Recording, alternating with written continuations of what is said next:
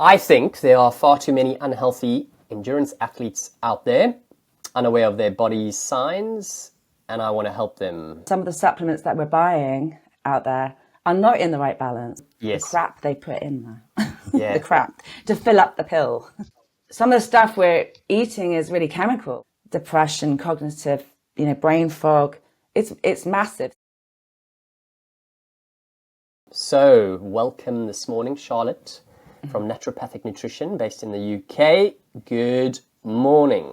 Good morning, Andy. Lovely to be here. How are you? You okay? Very well. Yes, getting into the Christmas spirit slowly. Almost Christmas, yeah. So we are recording this just a week out from Christmas. So the way today is going to go, we're going to do 5 rapid fire yes/no questions, which is going to be hard for you to say yes and not elaborate, or no. Let's go straight into the first 5. Should athletes listen to why the gut-brain function is so important? Yes. Do you think athletes are walking around fit but not healthy? Yes. Whew. Can we reverse intolerances? I'm going to cheat on this one. Yes, often, but not always. Exactly what I thought you might say. Do we overcomplicate nutrition? Yes. Last one. Oh, I love this.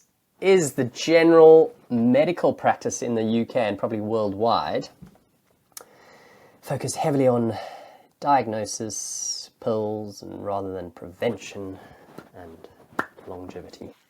Yes. Ah, well, now that I think we've got everyone's attention, you've got about 18 plus years of experience as a holistic practitioner, am I correct? That's right. I qualified in 2006, but I would say I've been working in the wellness spa space for an additional, altogether it's over 25 years. Wow. Yeah, so you've seen quite a lot through your eyes and you read a lot and you keep upskilled. We got together over a year ago. We share a lot of knowledge. Excuse me, I'm sort of coming from the sport angle, coach, do a lot of sports nutrition stuff for people and hydration and fueling. And today I wanted to try and give a little bit more insight from perhaps on the other side. And you pick up a lot of the pieces of some athletes, but I know you deal a lot with fertility and we're not going to chat about that today because it's a different topic. So for the listeners, areas I want to try cover in today's fireside chat is first area, supplements and athletes, the big world of marketing and I suppose the misled, uninformed advice.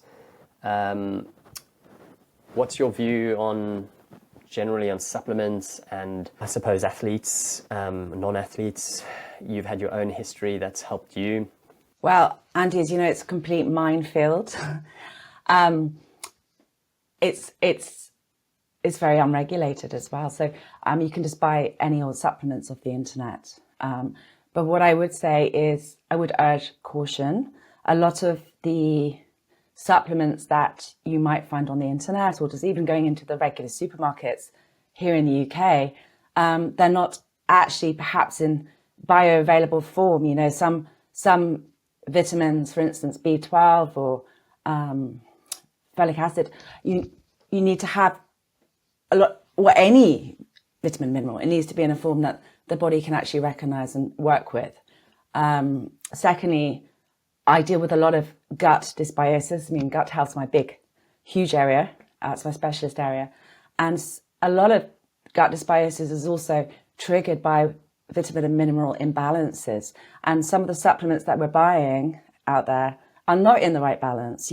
I'm seeing a lot of athletes in particular that are taking extra iron or they're taking, and if you have extra iron, that's going to upset your zinc, copper, iron balance. And once you've upset your zinc balance, you've gone down this whole slippery road. I tell you, it's like a domino effect. B12, it's, even some of the sports supplements that are approved by the regulatory bodies for, they might be safe in terms of non-doping and cheating, but are they healthy? I keep finding B12 in supplements, but I would never ever recommend anyone just take B12. It should be in a bioavailable form like methylcobalamin. Sorry, Andy, that's before I've even got on Yeah. to all the fillers and all the Yes. crap they put in there. The Yeah. crap to fill up the pill. Absolutely. And I know there's a lot of experienced people in this field, nutrition and biochemistry, do a lot of podcasts. I've listened to Dr. Tim Spector speak on this. You have found a brand that you collaborate with, that you feel that you can trust, that's helped you, and obviously not just trying to be led by big marketing budgets and sales in the UK. Well, I actually work with quite a few different brands, but I would say my favorite, the one I respect the most, and it certainly played even a big part in my own healing journey, because I was obviously diagnosed with inflammatory bowel disease when I was 23, but I've been in remission many, many years. And I do credit Cytoplan supplements because they have a high integrity. They're not owned by pharmaceutical for a start, and obviously the ingredients, they've got the necessary cofactors, the necessary balance.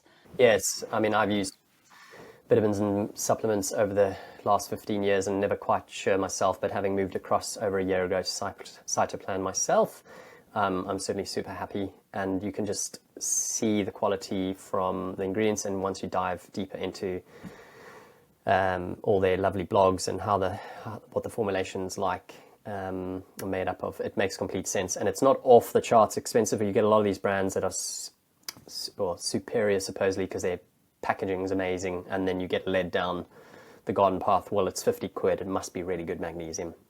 So later on in this chat, guys, we're going to mention a couple of key ones that you might think are good to take, but again, it's taken with a pinch of salt because it's so individual, which you'll find out as we chat. But some take-home value for some of the athletes listening to this will be quite great, and because the word magnesium gets thrown a lot around currently and for a while, athletes, exactly what you said 5 minutes ago, about assume that they should be taking quite a lot of iron.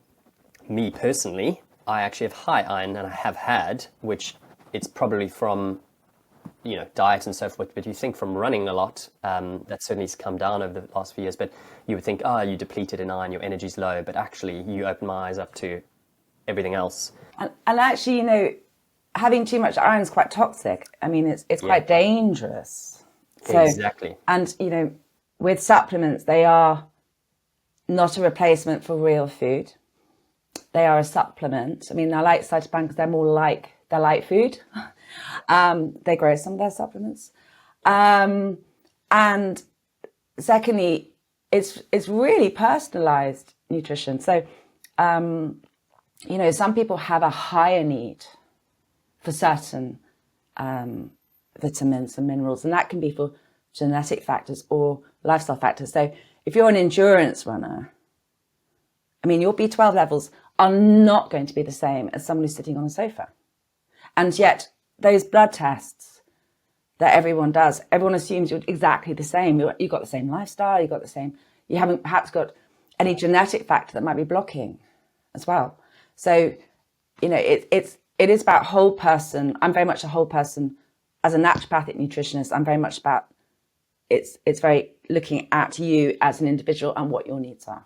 Yeah, spot on. That's what I picked up over the last sort of 14 months, just constantly chatting with you. It's yes, we do, but let's dive deep. And it's not in 2 months or 6 weeks, you're going to be radically just jumping out of, you've got to really rebuild some of the damage that's taken maybe 10, 15 years and to get to this place. And I coach a lot of busy professionals, like most of us are involved in this service providing industry, and it's unreal how they've built up this depletion and now they want some quick fixes. And unfortunately, marketing does push us. So we're trying to give a nice objective view and just don't get sucked into that. And I always like to tell my athletes in one snapshot, it's the icing on the cake, what you just see above the water.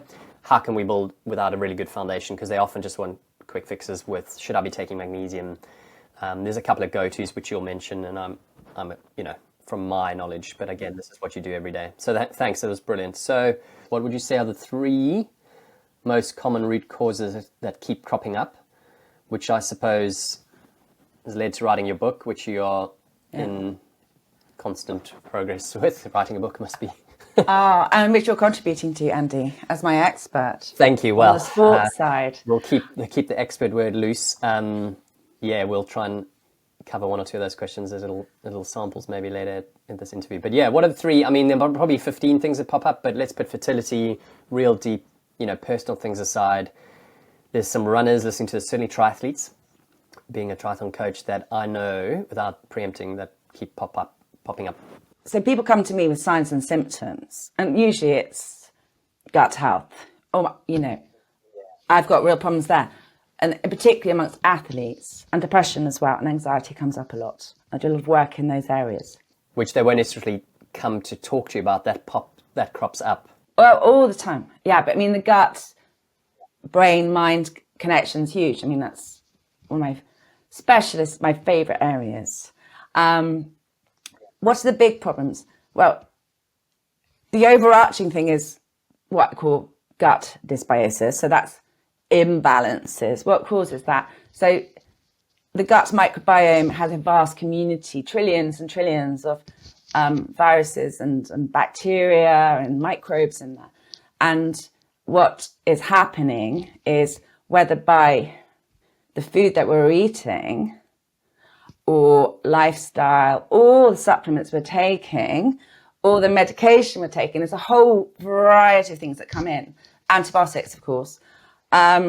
Fake food. I mean, some of the stuff we're eating is really chemical. It's not actually whole food. But for a whole variety of reasons, those microbes are out of balance. So you're having good or bad microbes not in the right balance. Also, I'm seeing missing bacteria, which is, increasingly I'm reading in science papers about diseases characterized by the absence of a particular bacteria. So that's a huge thing. And when you consider the fact that we're sort of actually only 43% human by the last research that I did, I'm always looking at that. I'm such a geek, Andy. And 57% microbial, it really is the elephant in the room. Yeah.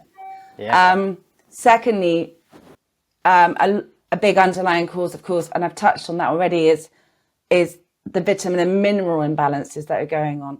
Let me just give an example. If you don't have sufficient zinc, and I often find that amongst vegans in particular, or vegetarians, because they think they're getting more zinc than they are in natural foods. And there are hacks you can do, by the way, to increase that absorption. But if you are zinc deficient, and also you consider the medical history in the family, perhaps you have a higher need for zinc, as indeed I did. Then, and genetic factors too come in. Then if you don't have enough zinc, you can't synthesize B vitamins, you can't synthesize protein, you can't absorb iron. So all the time, I honestly, about 20% of my week, I'm looking at that. People come to me, oh, I found I was iron deficient in my blood test. So then the doctor gives an iron supplement. Is that a good thing? Well, it might be, but never ever does anyone consider the fact that you can't absorb the iron because you're zinc deficient. Now, zinc, you can't really measure that in a blood test. Demands much more of a holistic diagnosis. So you have a million different questions, but your body actually can show signs of zinc deficiency. So that's a really big one. And then thirdly is this whole concept of higher need, and actually that's where I became quite unstuck, because I used to do cross-country running and rowing, and I didn't realize that, well, how would I? You think you're getting enough through your diet. But, during teenage years, you have higher zinc needs because zinc's the hormone mineral too. So you need zinc for growth hormone. I'm taller than average. I was doing more exercise. I was probably eating a slightly rubbish diet, because which teenager doesn't? or student. And, you know, if you're drinking a bit more as well at university, your zinc levels go down, your B vitamins go down. Anyway, I didn't know either that in my genetics, in fact, I have a big red block on the B12. So I, in fact, do need to take more B12. But anyway, insufficient B12 is a big contributory factor to things like leaky gut. Also, depression, cognitive, brain fog. It's massive. So this is how you can become a bit unstuck. But if I hadn't done lots of running, and I hadn't done, which I loved, by the way, I wasn't as good as you, Andy. I can't talk on the phone for an hour to me running. Oh, yeah. But perhaps, I think sometimes it's a perfect storm. I often refer to that. It's like if you take away one element, like if I hadn't been running, plus I had higher needs for B12 and I wasn't getting it through the diet, or I was stressed, I was doing my exams, perhaps I wouldn't have become that unstuck. But, then what happened, of course, I started to feel unwell, and then I started to jump on certain diets, or I actually went to a nutritionist too, but actually I was given the worst advice. But that was the prevailing wisdom at the time. And even now I see it all the time. The doctor will go, oh, you've got IBS, or give up dairy, give up gluten, unless you've got celiac disease,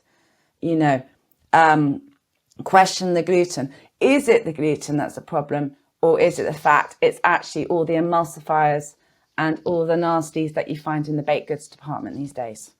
Anyway, in cutting out dairy, I developed intolerances. I developed an intolerance. You asked me about that.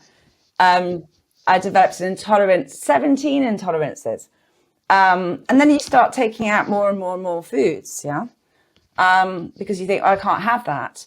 In fact, you're removing the very bacterial sources that enable you to digest that food as well. So I can now eat all of those things. And in fact, I would say cheese, probiotic cheese, as you know, I'm a huge fan. Is my medicine. It's kept me in remission, So anyway, what do people do? They just sort of eliminate.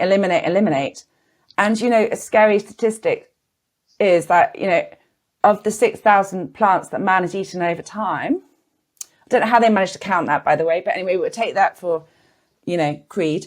Now just 3 foods count for 50% of global calories. So people are, the number one thing people do wrong, they eat the same food every day. Can't tell you how many food diaries I've, in my brief short time, seen, and it's copy paste. And I was like, no, but what? I just need to see 7 days. Oh no, it's pretty much the same.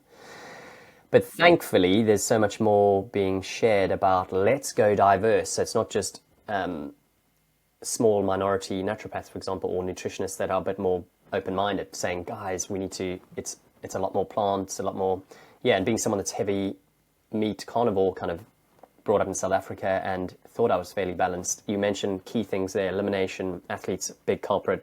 I put my hand up, certainly done that.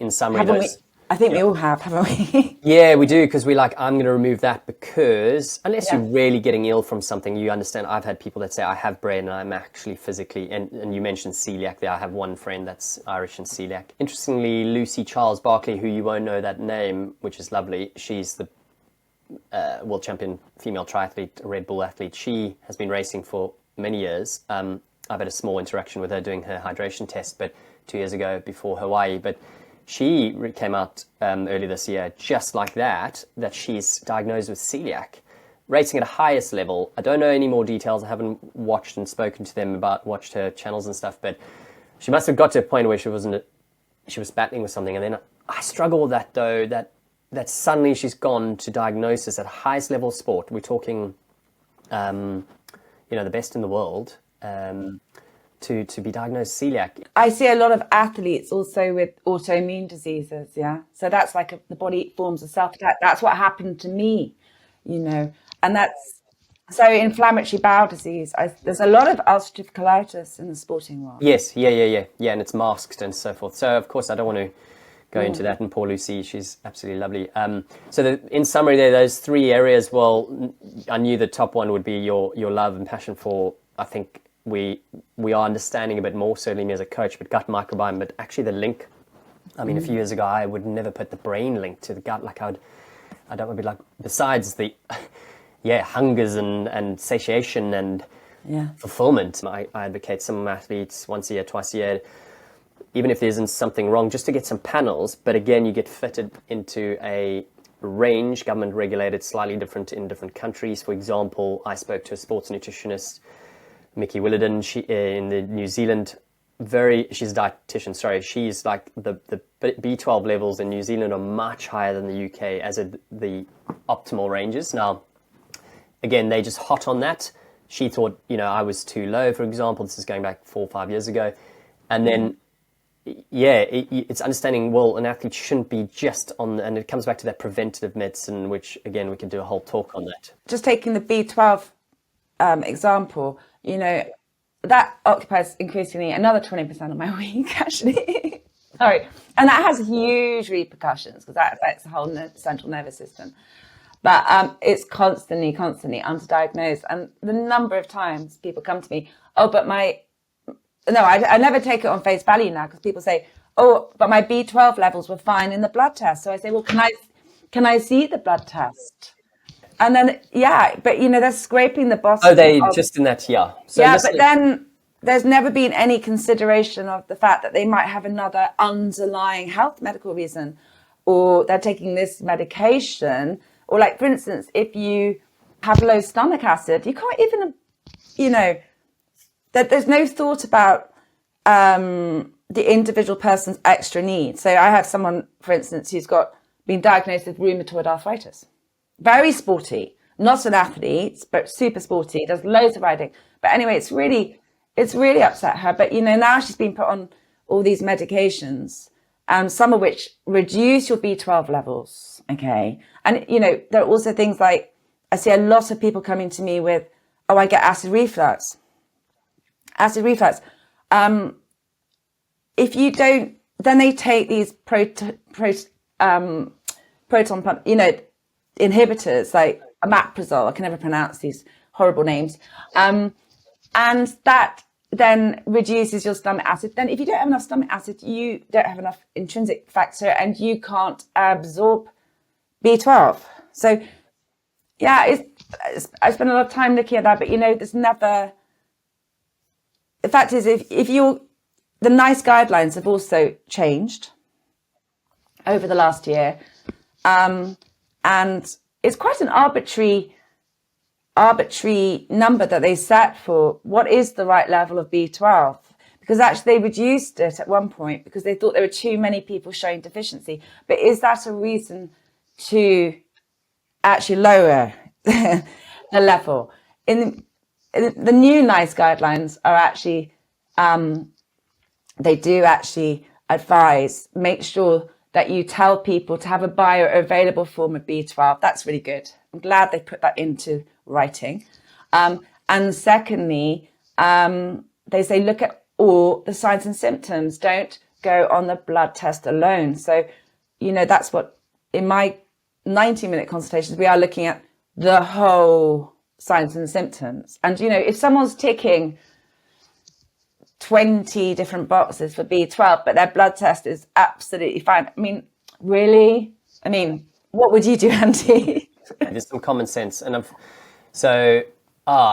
people listening to this will be like, oh, wow, then who do I, what, how? I think it's just don't be alarmed. But if you feel like you're having some problems, a lot of certainly people in the UK immediately go to their GP straight away. But you've got to go back to childhood and then birth, and we won't even get into that now. But that's crucial. Like I was blown away that you would look that far back, but it makes complete sense. Being a parent, I know how important the first, just breastfeeding. So actually, you raised a really, really important point. So when I see my clients, I am looking at their bank balance from before birth. So I'm looking at their microbial balance.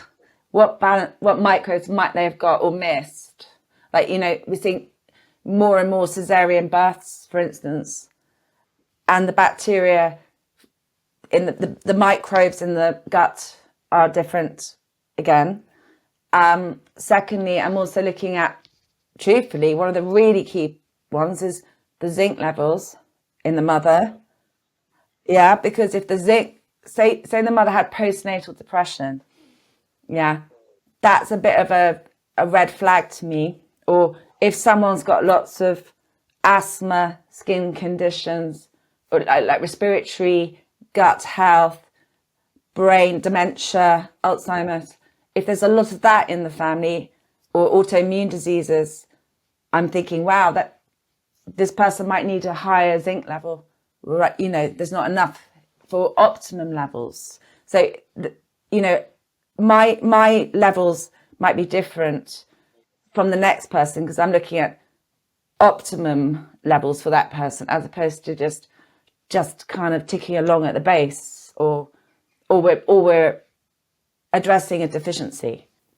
And you're looking at what that person's health span is going to look in their lifespan. So it's more about, actually, cool, I can fix some of your signs and symptoms. That's often the classic Band-Aid. So that's a very thorough answer, which leads us to this terminology, good food, bad food. I've used it, that's bad for you, which I've sort of slowly started to veer away from. List 2 to 3 examples of eliminating food, what happens when people eliminate food groups. You mentioned gluten, dairy. You've actually touched on this already. And what it affects when I say downstream. So you of course, your hormone regulation, gut microbiome, just in context of, okay, if we eliminate, for example, everyone listening loves bread. It's such a topic that gets, wow, I've heard both sides, and I've settled on a lovely, less than 5 ingredients, sourdough. And why? Well, it tastes amazing. And everyone listening will be like, oh, cool. Just understand the concept of like, okay, well, ancient bread making, with a nice live yeast starter. You see people eliminating things. You mentioned already, dairy, and unless they're celiac or completely unwell. So if you could elaborate on that. Yeah, well, this is where our bacteria are going missing because we're either starving them out or we're not having them. We're not eating it. That sounds a bit weird, doesn't it? So back in the day, before fridges, we fermented a lot of foods to help preserve. So we can't just blame the fridge, though. We can't blame the fridge. No. So this is what a lot of people don't realise, is that not all food survives the stomach, and particularly a lot of this ultra-processed food, it's deliberately designed, isn't it, to kind of melt in your mouth. So one of my big litmus tests is, how much do you have to chew something? That sounds really weird, but it's actually quite a basic hack, but it is useful.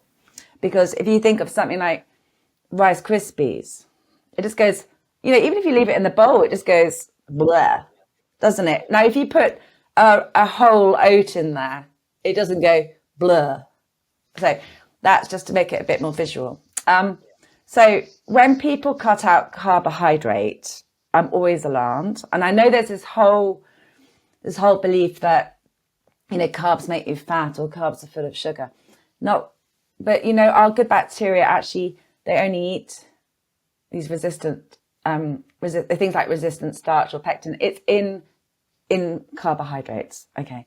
So, but we're not talking about that sort of synthetic, nasty stuff. We're talking about the whole food. So oats, for instance, are very beneficial, and the good bacteria down, which are largely resident in my favorite organ, of course, is the colon, the second brain, the master brain, I always think. But, if you do cut out, if you're just eating meat, you'll only get certain bacteria. But where are all these really beneficial bacteria? And the butyrate producing bacteria, so that's the short chain fatty acid that they found is really important, in preventing things like colon cancer. And we are seeing an epidemic of colon cancer now, and other cancers in younger and younger people. Yeah, definitely. The other thing is, so carbs, yes, it is. I think a lot of people associate carbs as well with bread. You mentioned it. But there are actually a whole lot of other whole food grains out there. So a lot of people cut out bread, but then they cut out or carbohydrates. And a lot of that is unwitting, I might say. I would say that. So that's when you can eliminate a whole group. Dairy. I mean, listen, dairy, a lot of people can be very lactose sensitive or intolerant, but it's, what I do is introduce, as long as they're not properly allergic, but, it's very rare. Most of the time, you just gradually introduce some of those bacteria, like lactobacilli, bifidobacteria, that people are not getting sufficiently through their diet. And hey, isn't it funny how I was lactose intolerant. I don't really drink milk, but that's largely for taste reasons, if I'm honest. But I will have occasionally a flat white if I'm out and about, and that's made of whole milk, which I prefer. But I do have a lot of dairy in the form of fermented foods. So kefir, live yogurt, cheese. I love Swiss cheese. That's particularly good. Parmesan. And they form a really important part of my daily diet, aside from the fact that I love them. In short, in summary, context is so key, and it's something I use with my athletes with majority of things, like talking about hydration, for example. But if we just isolate dairy and carbohydrates, my take on it is just rather take a step back. Moderation is key. You've said that, like, don't just go have a slab of cheese. If you're living in France or Switzerland, they love their big cheese fondues. Yes, you have that with a cheese sauce and a pasta dish, you're probably going to have an upset stomach. So then you blame dairy, and we're quite good to do that. But one thing you've highlighted really is like, well, don't have a lot of those. Don't have a lot of beans. Don't have, we're not going to go to the nitty gritty of exactly the small, details. But it's like, well, do you soak your beans? And they're like, no, I just grab them out of a can. And, there's a whole host of other things there which we haven't touched on. It's funny how, so I find a lot of food intolerances can be red herrings. That's what I call them. Because actually, if your gut's unhappy, it does start thinking everything, even a friend, is a foe. With people that come to me and they say, I've cut out gluten, I've cut out dairy. I spend most of my time putting foods back in to people's diets. It's not often that I'm sort of taking food out, but there's a kind of process to that. But as you know, the number one thing that people do wrong in gut health is have loads of damp lettuce in the evening and sit on a sofa and then go to bed. And it's never the lettuce that anyone thinks, because poor old lettuce. Lettuce is very good for you guys, but there's a time and a place for things. And if a lot of people overload their guts. So, I did that in the past. If my gut was playing up, which it was, I would read in the newspaper, go and have lots of fiber. Yes, people don't have enough fiber, and we do need to eat fiber. But was it a sensible thing to have a whole bowl of chickpeas? There we go, and a tub of hummus, and we've all been guilty of that, and then we pay for it, and then you blame and then you blame something else. Yeah. Yeah. No, you'd blame it. So I think this is giving a lot of people a bit of, like, if anything, awakening, just to go, whoa, let's take a step back. And this is so informative. If you had to just list 3 things that maybe we should be paying attention to. Well, actually, number 1, and you're a hydration expert, drink water. Obviously, if in sports world, Andy's the one to speak to on this, he knows much more than me, but just regular, Joe and Jane, drink water. And, this is the insidious thing, that the more dehydrated you are, the more you lose your thirst mechanism. It's a cruel world. You're not thirsty. The people I worry about are the ones who are never thirsty. Yeah, because the body is amazing it'll just tell you, but it's also amazing, as far as I understand, it's a bit like fats. If you don't have fats, if you don't have water, it's survive mode. So it'll hold on to, because it never knows when it's getting the next meal. Well, it's funny, because actually a lot of people with bloating, you think this is really counterintuitive, but you're bloated. They think, or they've got, diarrhea. I hate to mention the word, but we have to. Loose stools. They think, I mustn't drink any water. It's complete opposite. These are signs and symptoms of dehydration. Okay, so I see that's a really common mistake. Sometimes doctors saying, "Oh, you need to drink less water because your ankles are really swollen," and I'm like, anyway, the first place the brain, it's very important this because the brain sends histamine to find water. Yes. And histamine Yes. goes to the gut, the large intestine first of all, extracts it from there, and given that's the main habitat of all our good bacteria, which are also important for regulating hormones and synthesizing B vitamins, vitamin K, you name it. Wow. Anyway, So that's where large intestine first, huge problem. third, and then Yeah. And in fact, all your cells kind of swell up because they're trying to sort of hold on to the little water they've got. So they become, imagine they're supposed to be beautiful lakes. They suddenly become these really horrible, toxic, stagnant ponds. very interesting. But, when histamine's unleashed, I mean, the body's trying to protect itself, but it's not very helpful because then that triggers a whole inflammatory response. So number one, water. Okay, we do hear that a lot. People ask how much.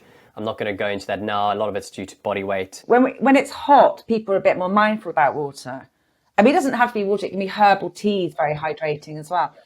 And then other people don't realise that things like, soda drinks and alcohol take water out of you, right? Or exercise takes water out of you. But I mean, I think in winter, and I think I was guilty even yesterday myself because I was really entrenched in some writing that I was doing. And I thought, actually, I haven't drunk enough water. But it's because I wasn't feeling, when it's hot, you do think about it more, perhaps. But because I was sitting down quite a lot, unfortunately, yesterday, naughty me. Anyway, I know that I never want to be dehydrated again. I can tell you that. Number two, zinc. We have higher needs for zinc.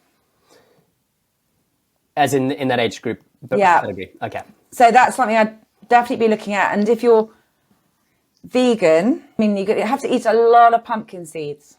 And is that, your gut might not like that. A wheelbarrow of pumpkin seeds. But if you are, because, zinc is the highest source of zinc is oysters, so shellfish. And it's in meat. So obviously cheeses. But if you're not eating animal products, and it's perfectly feasible to be vegan, but you really need to supplement, in my view. So a good way to check, you always tell me, is to check one of the symptoms is white spots on fingernails. Yeah, so I mean, white spots on the nail are a really obvious symptom that I come across a lot. But, I cross-check that with a whole lot of other things. And zinc is important for cognitive function. I obviously do cognitive testing, memory, people struggling. It's also important for preventing depression. It's also the hormone mineral. So there's lots of hormonal thyroid problems going on. So if someone's got low thyroid, so they've got hypothyroidism, they need more zinc than the next person. Zinc is a thyroid mineral. Yeah. So skin, acne in the youth. What else? Eczema. There's a whole load of things you look at. The other thing after 50, I'm not going to talk about vitamin D because it's too obvious for some people, but also be aware that you can overdose on vitamin D. You do store that. And I do see that, believe it or not, post-COVID, because there was so much talk about it. But the other one I'd really, really highlight is magnesium. Big one in the sporting world. And that's simply because our soil's depleted. And my local farm adds magnesium to the soil because it's such a big problem. But, when you're shopping in supermarkets, you don't know the soil quality unless it's the most amazing organic soil. So it is the most common deficiency I see overall. And magnesium is really important for obviously serotonin, muscles, preventing constipation, gut problems, diarrhea, preventing diarrhea as well, headaches, migraines, a whole raft of things, synaptic function. So I would always say, I do take extra magnesium because I don't believe I'm getting enough through the food I eat, even though I eat wonderful, plants in Kent. That's excellent. So water, so hydration, being more aware that your magnesium, which I thought might crop up because it was the first question we spoke about 45 minutes ago, and then possibly vitamin D, certainly in the Northern Hemisphere at this time of the year. Yeah, and again, relatively inexpensive. So that's interesting in itself because that's coming from the nutrition side. We're going to wrap it up in a second. One of the questions you had for me was heading into January now, people watching this is like, it's the classic starting a fitness regime. What advice from an endurance coach could I give a 45 plus male, female starting out, bearing in mind just a non-athlete, which is also quite helpful. It's very hard to answer. If they're not moving already, then that's a real big consideration. I think developing the habit first of anything is the first step. So not trying to get this fitness plan. It's the classic sign up for gym in January and then 3 months later it's all cancelled. If we start moving, so if they're already walking, then we can work towards couch to 5K if running's their thing. It doesn't have to be thing. And you can see there's levels of this, but I think number one is get strong. That's coming through all the press, male and female. Dr. Stacey Sims, hot on this, menopause, strength training, but it's not just lifting very light weights like the 80s aerobics, I'm afraid. It's heavy weights for females, so guided, and then you know what you need to do. Short, sharp bursts for menopausal females in that area, so high intensity is actually really good for the upstreaming regulation of hormones. Males, of course, you don't have to worry about that. I think grip strength, so getting your strength spot on first. It doesn't have to be long sessions twice a week, and you don't have to go into a gym, but I've done a video on this. If you are still listening, it's on my channel on this, on strength training for athletes, but you can take a lot out of that. And then just start moving. So that could be running from walking or walking couch to 5K.